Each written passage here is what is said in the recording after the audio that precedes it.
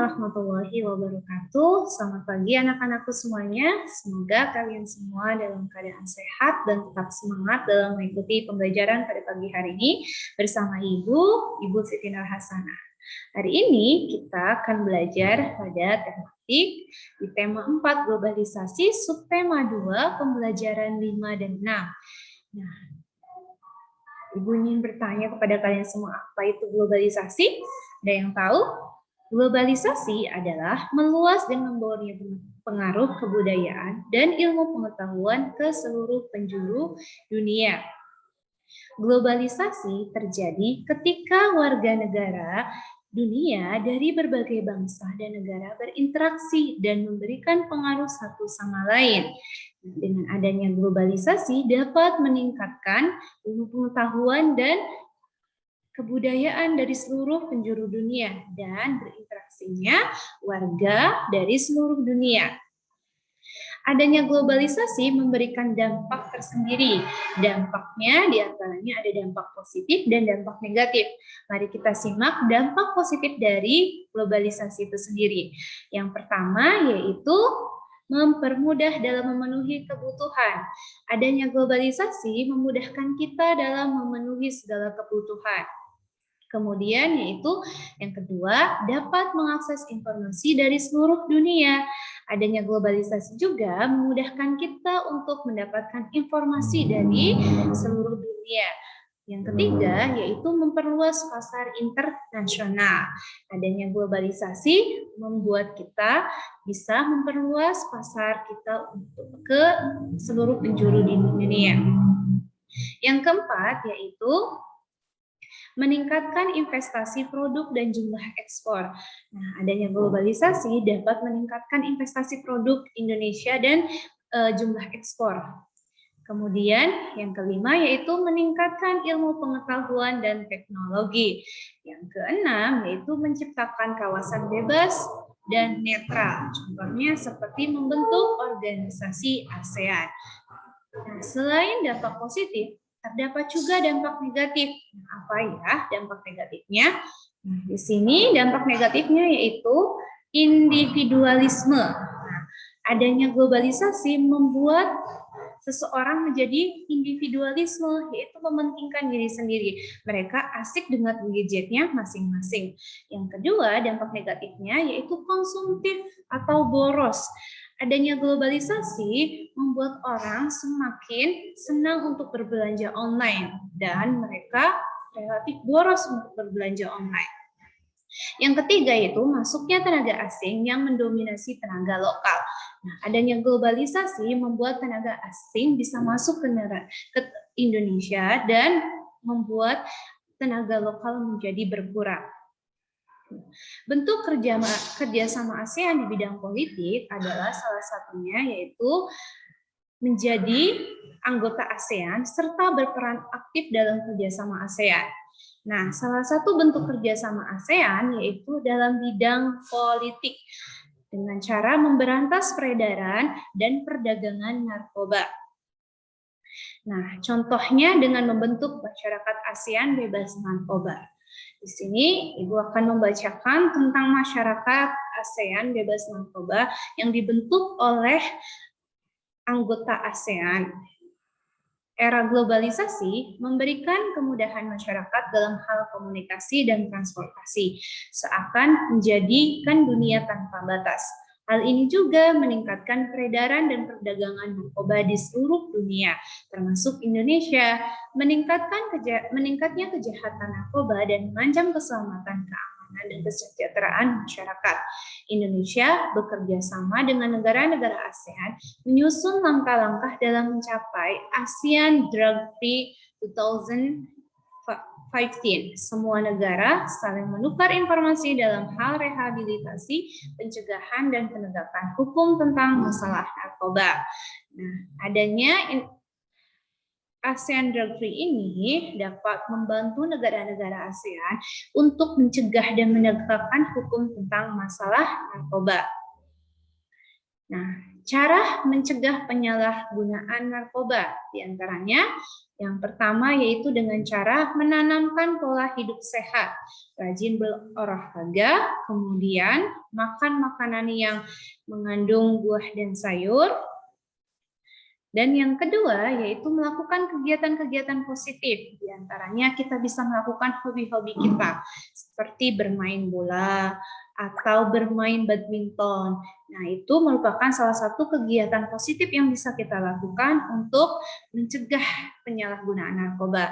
Yang ketiga yaitu memperkuat iman dan takwa kepada Tuhan Yang Maha Esa dengan cara rajin beribadah dan mendekatkan diri kepada Tuhan Yang Maha Esa.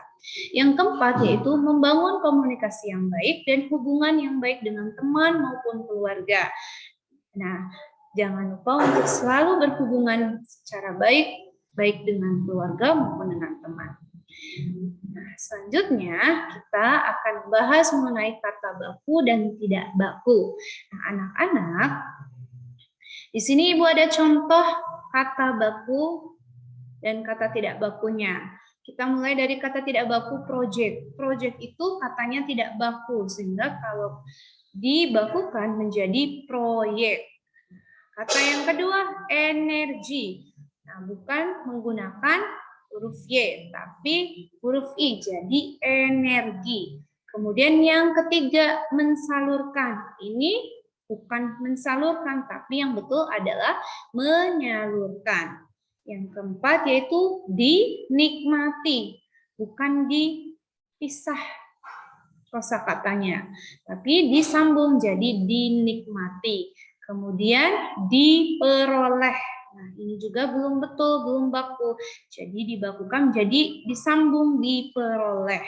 Yang berikutnya ada kata uji coba. Nah, kata ini bukan disambung melainkan dipisah menjadi katanya uji coba. Dan yang terakhir ada kata sumber daya.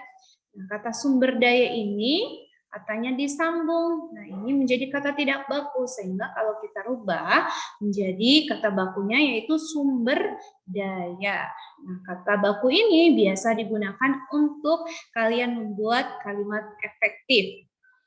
Nah, selanjutnya ada reklame. Apa itu reklame? Reklame adalah suatu media atau alat untuk menyampaikan informasi, menawarkan, mempromosikan, serta memperkenalkan suatu produk atau jasa kepada khalayak dengan menggunakan gambar dan kata-kata yang menarik. Nah, reklame ini adalah alat yang digunakan untuk menawarkan suatu produk atau jasa kepada khalayak dengan menggunakan kata-kata yang menarik sehingga dapat membuat orang tertarik untuk membaca atau membeli barang yang ditawarkan tersebut. Nah, reklame tersendiri mempunyai ciri-ciri. Ciri-ciri reklame yaitu yang pertama singkat, jelas, dan mudah dimengerti. Kata-kata yang digunakan dalam reklame itu singkat dan jelas dan mudah dimengerti. Jadi jangan terlalu panjang kata-katanya sehingga membuat orang itu enggan untuk membaca. Yang kedua yaitu menarik dan mencolok. Nah, desain dari reklame sendiri harus mencolok sehingga membuat orang tertarik untuk membaca. Yang ketiga, jujur. Pesan yang disampaikan dalam reklame itu harus jujur. Jadi tidak boleh pesan yang tidak jujur atau berbohong. Yang keempat yaitu dilakukannya berulang-ulang. Reklame biasanya disampaikan secara berulang-ulang sehingga masyarakat mengetahui pesan yang ingin disampaikan. Jadi reklame disampaikan secara berulang-ulang sehingga masyarakat bisa mengetahui apa yang akan disampaikan oleh isi reklame tersebut. Nah, selain ciri-cirinya, reklame juga mempunyai fungsi. Nah, fungsinya yaitu yang pertama, mengajak masyarakat untuk mau menuruti dan mengikuti aturan ataupun peringatan sesuai himbauan. Jadi fungsinya untuk mengajak masyarakat untuk mengikuti dan menuruti apa yang dihimbaukan oleh reklame tersebut. Yang kedua yaitu meningkatkan kesadaran masyarakat tentang bahaya, peringatan, kejadian atau informasi penting lainnya yang memang harus dimengerti. Salah satu contohnya adalah spanduk terkait larangan membuang sampah, menjaga keamanan lingkungan. Nah, dengan adanya reklame tersebut diharapkan dapat meningkatkan kesadaran masyarakat tentang peringatan atau bahaya dari apa yang disampaikan oleh reklame tersebut.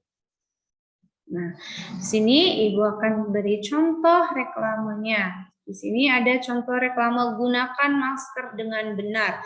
Nah, maksud dari reklame ini adalah bagaimana kita untuk menggunakan masker dengan benar. Jadi, pakai maskernya yang sesuai dengan protokol kesehatan. Kemudian yang kedua ada contoh reklamanya mari membaca.